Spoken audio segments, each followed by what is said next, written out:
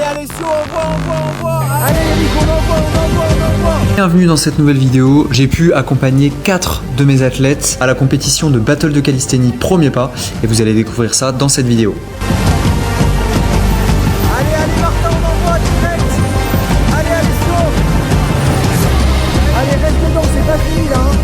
Allez, on déconnecte, on envoie. Allez, les bons, direct.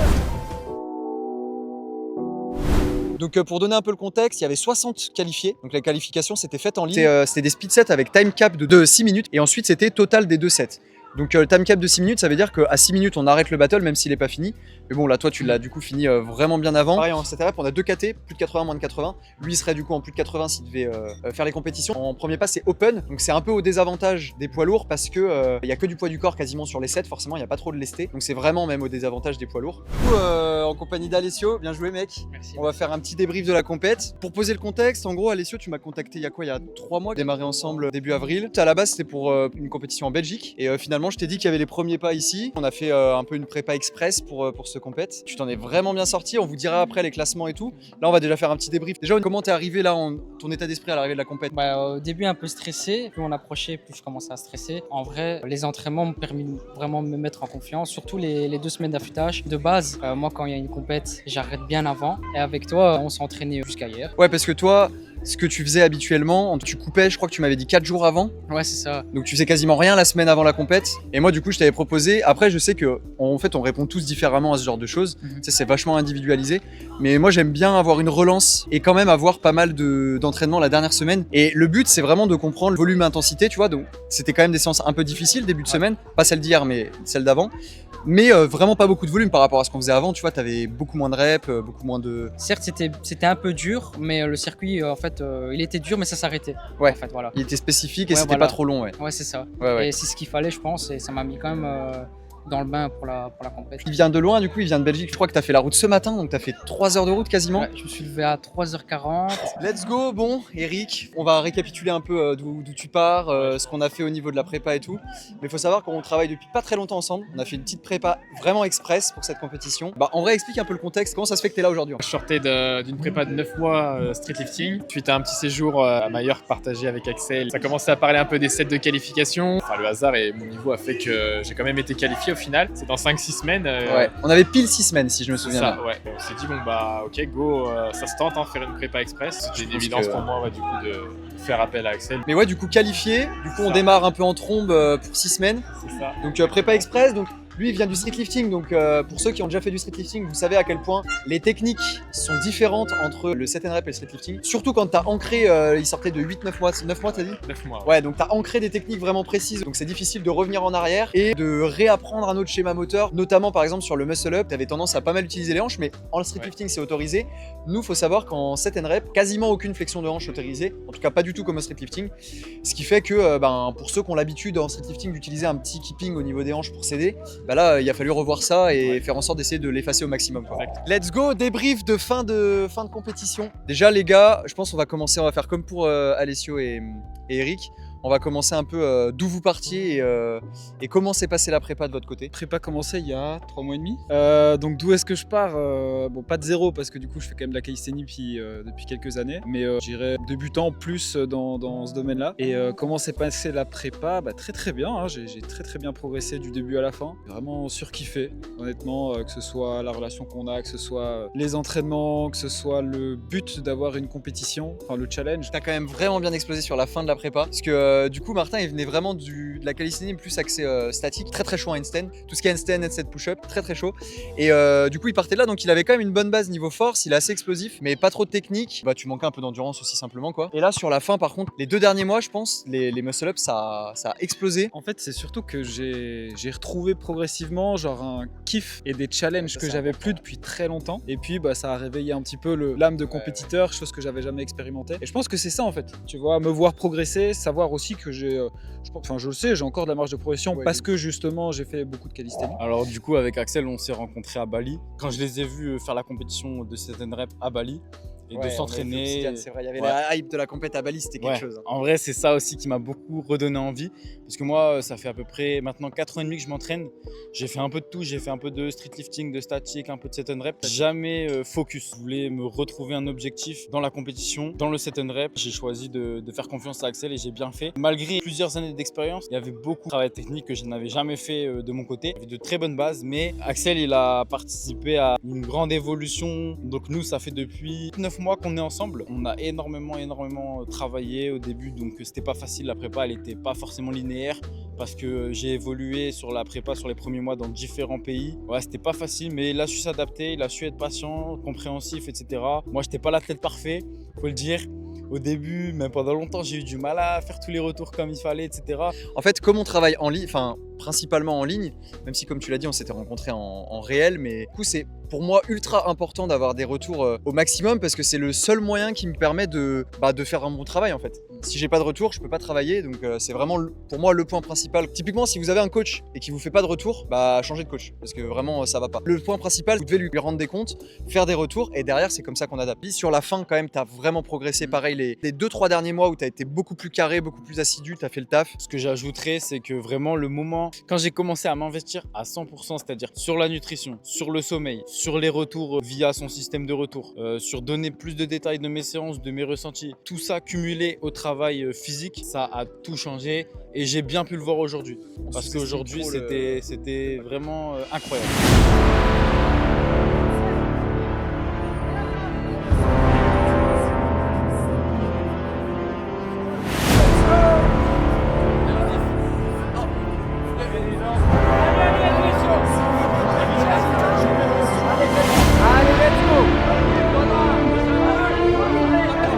Allez Timothée, on envoie là, c'est facile hein.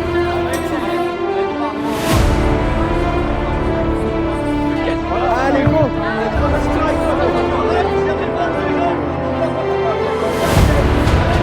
Emmène la ceinture. Allez Eric.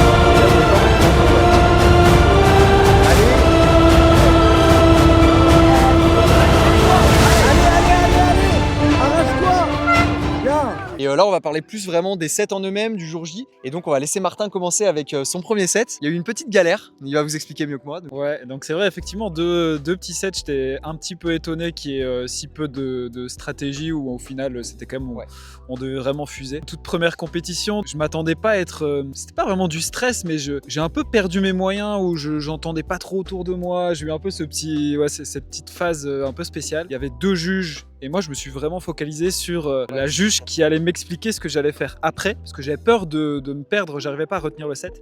Et j'ai pas du tout, du coup, écouté le juge qui jugeait mes reps. Et qui mettait des no reps. Voilà, donc j'ai pris pas mal de no reps dès le début. Menton Voilà, sur les tractions, en erreur, fait. Et t'as pas entendu qu'il disait menton, et du coup, t'as continué de faire la même erreur. Mis à part ça, franchement, très content. Et je puis, crois que le premier, tu l'as fini en 3 minutes 41 ou 42. Mais t'as fait une erreur. Vas-y, raconte un peu l'erreur que t'as fait. Je me dirige pour faire les dips et le problème c'est que j'ai une ceinture vraiment à l'arrache. Je voulais la mettre dans le poids mais avec la pression, les cris etc. J'ai pas su la mettre correctement. J'ai calculé avec la vidéo 13 secondes pour mettre la ceinture. Perdu blindé de temps sur les tractions pareil. J'ai perdu au moins 10 secondes et du coup, ça m'a coûté au moins 20 secondes de perdu sur mon circuit. Une bonne vingtaine de secondes, je pense. Et en fait, si on regarde un peu le classement sur ce premier set, du coup, il finit autour de entre la 15 et la 20e place, parce que t'es dans le groupe 5. Ça lui coûte 20 secondes, mais ça lui coûte en fait quasiment une dizaine de places. Donc petite erreur, mais en vrai, c'est la pression de la compète. Ouais, Le c'est jour ça. J, tu vois, faut pas s'en vouloir non plus.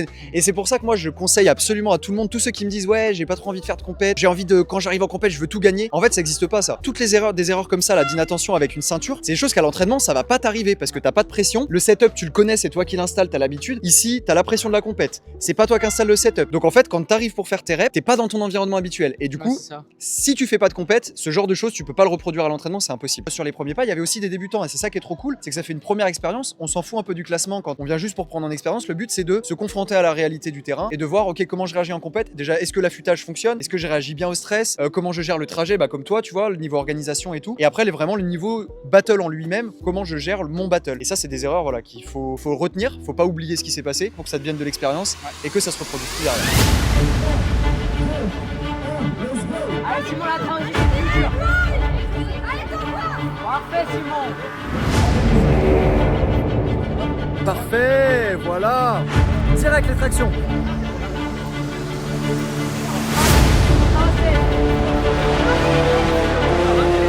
Allez, on fonce au dips là. Allez, allez, allez. Et on envoie sur les dips là, on se repose pas. Hein.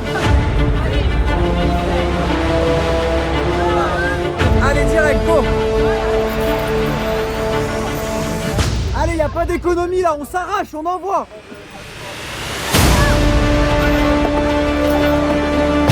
Allez les gars. Allez, allez, allez, sur direct, direct. Allez, on envoie.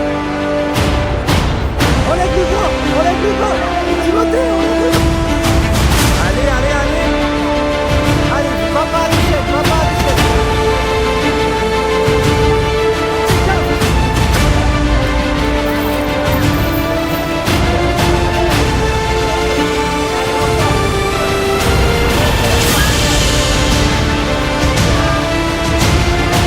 Allez, les complètes fois direct. Allez, on envoie, on marche, c'est la fin. Allez, allez. Allez, on s'arrête pas, on s'arrête pas. Allez, allez, allez.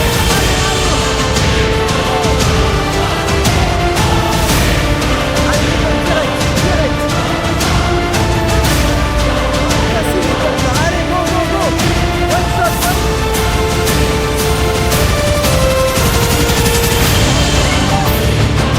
allez, direct, là, lui. Allez, tu l'as, tu l'as, tu l'as. Allez, go, go, go, go. Allez, partage, direct, tu vas direct. Tu vas monter, tu vas monter. Allez, direct, direct. Voilà. Voilà. Jamais. Allez, allez, sur direct. Voilà.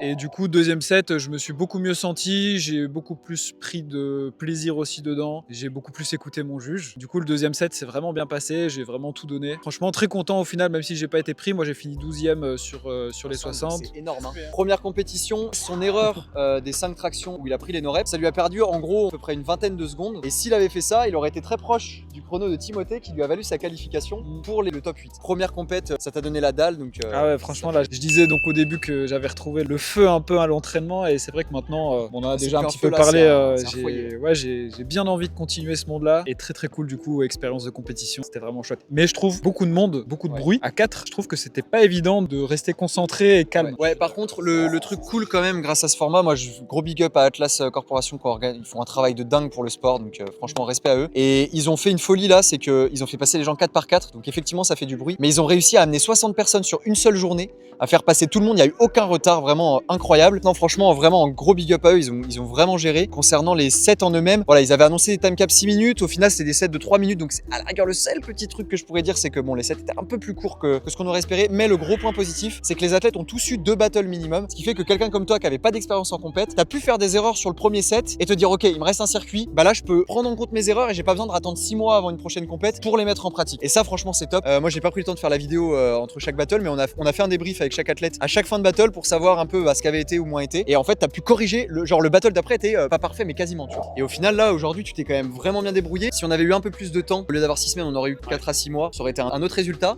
puisque t'as progressé très vite. Mais malgré tout, ça reste que 6 semaines. Donc même si tu progresses vite en 6 semaines, c'est que 6 semaines. Ouais, tu vois, je serais curieux de voir jusqu'où j'aurais pu aller si j'avais fait plus long. Parce que là, je commençais vraiment à sentir des trucs se débloquer.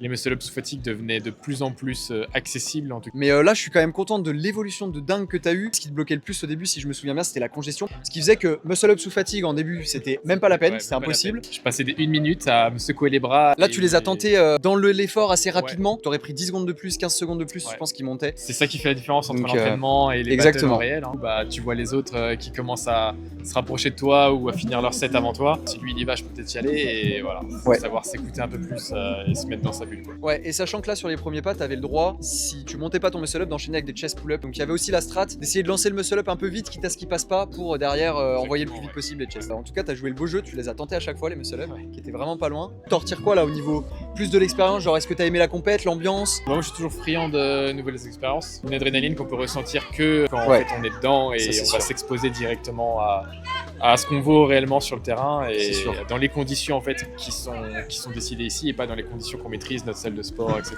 Avec un arbitrage aussi. Parfois un peu dur aussi, donc voilà, il faut savoir s'exposer à ça. Très gros kiff, très bon ressenti de ce genre d'événement. En tant que coach, alors la pression est différente parce que j'ai vécu les deux choses, athlète et coach. Mais là aujourd'hui, avoir 4 athlètes, c'était moi niveau émotion aussi, c'est pareil, ça met une grosse pression.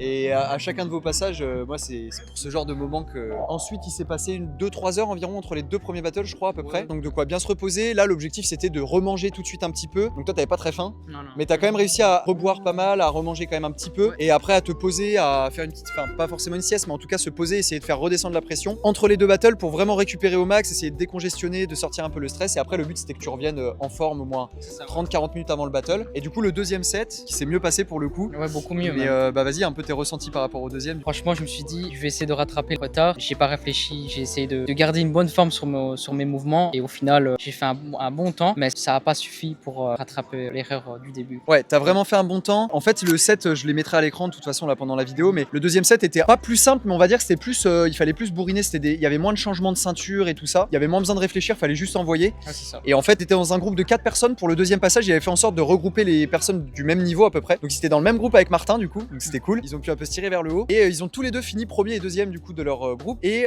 Martin et Alessio sont partis un peu plus doucement, mais quand même à un bon rythme. Et en fait, les deux autres sont partis très fort et ils ont explosé en plein vol au bout de 1 minute 30. Et du coup, Alessio et Martin sont repassés devant à la fin et en fait, ils se sont pas arrêtés. Et à la fin, il y avait un point important qui est pour le coup un peu technique et où il faut bien gérer, c'est qu'il y avait un muscle up sous fatigue. Après 20 pompes, donc toi les 20 pompes, un détail, tu les as fait one shot. Et le muscle up, on l'a beaucoup bossé ta forme en muscle up que t'avais au début où tu montais très haut. Maintenant, tu fais ta transition très tôt. En fait, t'as quasi pas pris de repos et c'est monté direct. Ouais, c'est ça. Franchement, avoir travaillé les muscle up sur pré-fatigue, bah ça, sur la compète, là, je l'ai bien senti parce qu'avant, j'aurais congestionné des bras ou le cardio et j'aurais jamais su gérer. Et là, le fait d'avoir retravaillé la technique pendant les entraînements, à passer plus tôt la transition, ça m'a vraiment permis de. Et du coup, t'arrives à un total qui te classe 13e. Très très solide, ça veut dire qu'il est dans le premier cas sur 60 personnes. Donc vraiment très solide. Et du coup, prochaine échéance en Belgique, le 21 septembre, je crois, championnat de Belgique. Donc tu seras pas tout seul normalement. J'ai 2 autres coachés qui devraient y aller, Martin et Mikey. En tout cas, félicitations encore. Merci. T'avais autre chose à dire? Non? Je voulais dire abonnez-vous.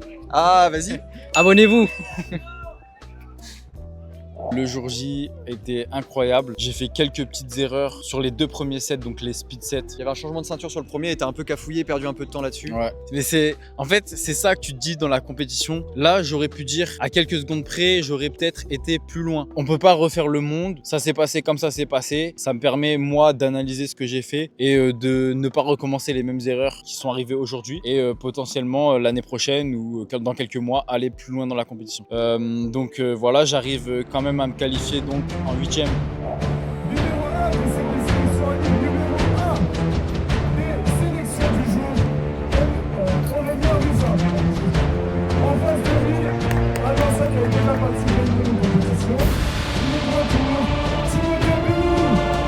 Bravo. Allez gros, let's go.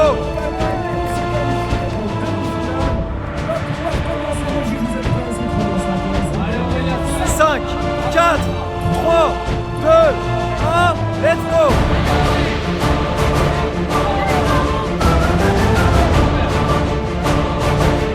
Super. Allez, let's go les dips. Allez, facile, on envoie là. On envoie les dips, c'est facile, tu sais faire. Allez, super, direct. Direct le poids, direct. Allez, envoie, Timothée, perds pas de temps là, perds pas de temps. Parfait. Allez, direct, tu sais faire, one shot. Allez, facile. Allez, t'es très bien, one shot, one shot.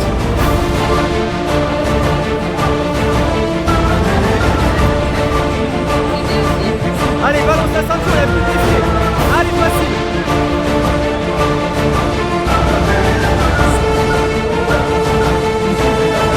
Allez. Allez, direct, facile. Allez, il est court le set pour envoyer, Timothée. Facile. Voilà.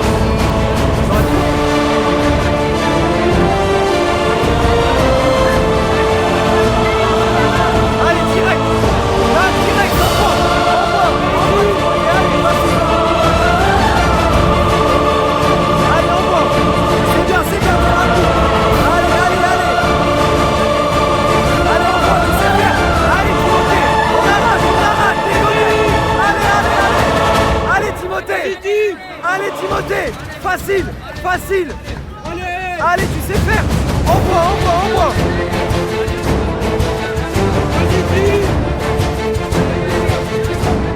Et trop facile. Allez, go, direct. Allez, envoie.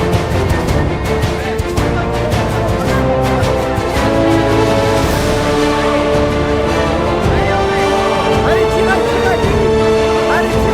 Allez, Timothée, envoie.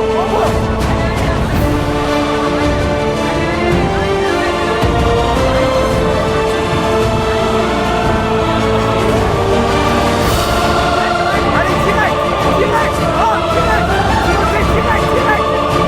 Go, allez.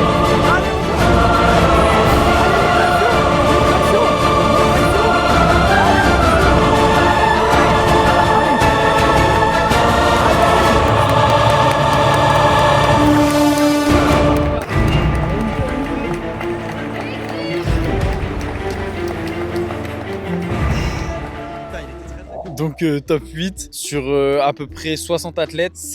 Franchement, c'était ma première victoire. J'étais venu pour gagner. Je m'attendais pas à ce qu'il y ait autant de niveaux. J'étais pas si loin du podium. En finale, je perds en quart de finale donc contre le deuxième, donc le vice-champion. Aurélien, franchement, il est très chaud. Il est très chaud et il m'a donné la dalle pour la suite. Et justement, ce que j'aime quand tu tombes contre un adversaire plus fort, que ce soit légèrement ou beaucoup que toi en battle, ça te pousse. Nos regards se sont croisés lors des 3 premiers muscle-up du set. Et à ce moment-là, ça m'a donné une étincelle en plus. Je me suis dit, ok, je vais le suivre. Ça s'est joué un peu, bravo à lui. C'est joué à rien, t'es bien remonté, il y avait une grosse ligne de goblet squat. Moi je savais que Timothée il était très à l'aise en squat. Et c'est pour ça que je lui ai dit, mec, au mental, tu l'as fait one shot. T'étais pas trop sûr du truc. Et là je l'ai vu déconnecter, j'ai dit c'est bon, il va aller one shot. Au final, t'as rattrapé quasiment tout ton retard dessus.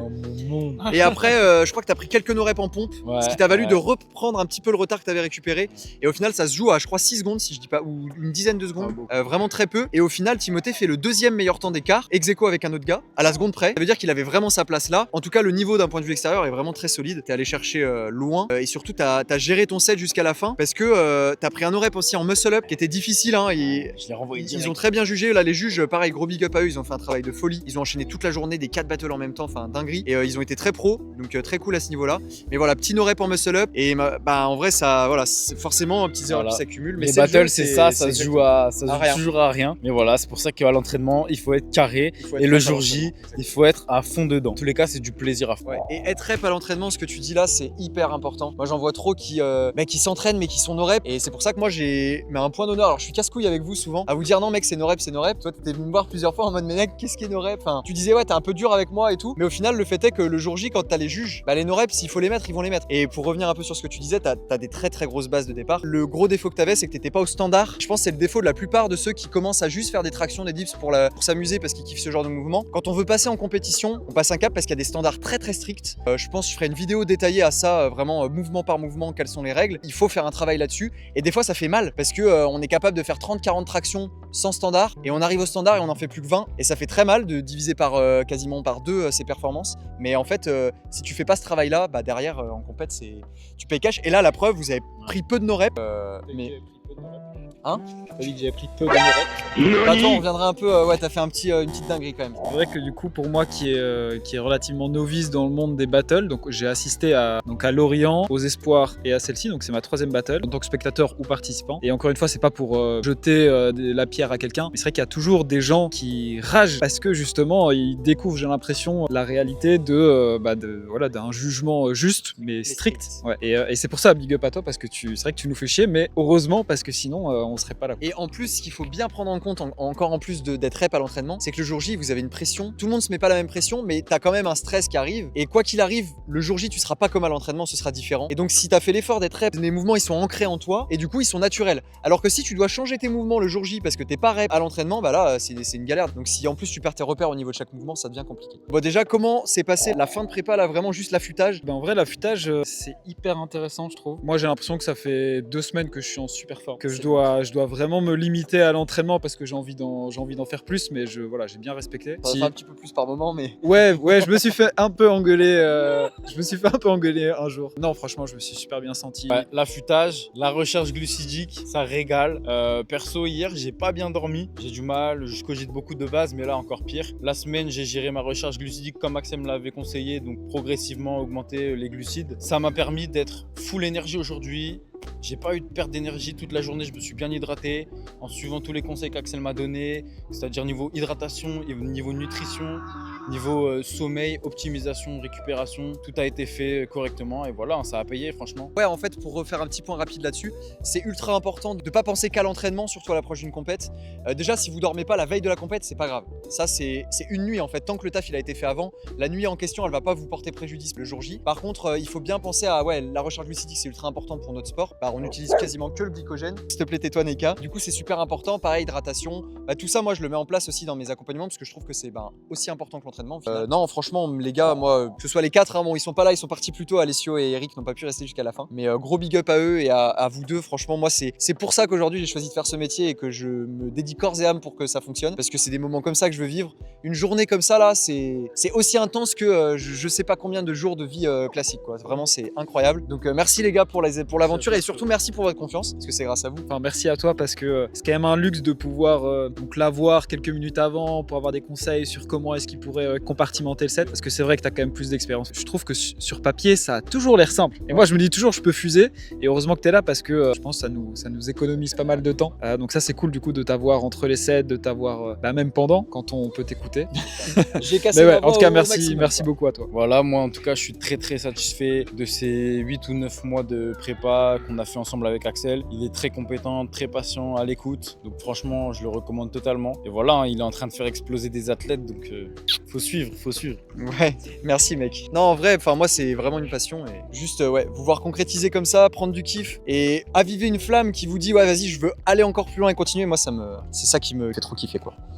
Donc voilà, je pense qu'on peut dire fin de vidéo devant ce magnifique parc de Montgeron. Franchement, si vous avez l'occasion de passer à Montgeron, n'hésitez pas à venir vous entraîner là parce que vraiment le parc est incroyable. Et voilà, moment de fou, que dire de plus, trop d'émotions. Ça fait 1 mois que je suis sur Paris du coup et ouais, toutes les 3 compétitions avec les espoirs, la vidéo sera déjà sortie. Si t'es pas allé la voir, je la mets en description, la vidéo espoir avec Pablo. L'énergie bien dormi d'aujourd'hui. aussi hier, t'as réussi à gérer le Ouais, stress. moi en vrai ça va. J'ai bien chié, j'ai bien Bien mangé, calme. j'ai bien dormi, tout s'est bien passé. Parfait. Je mettrai un petit émoticône caca quand tu dis chier, c'est nickel.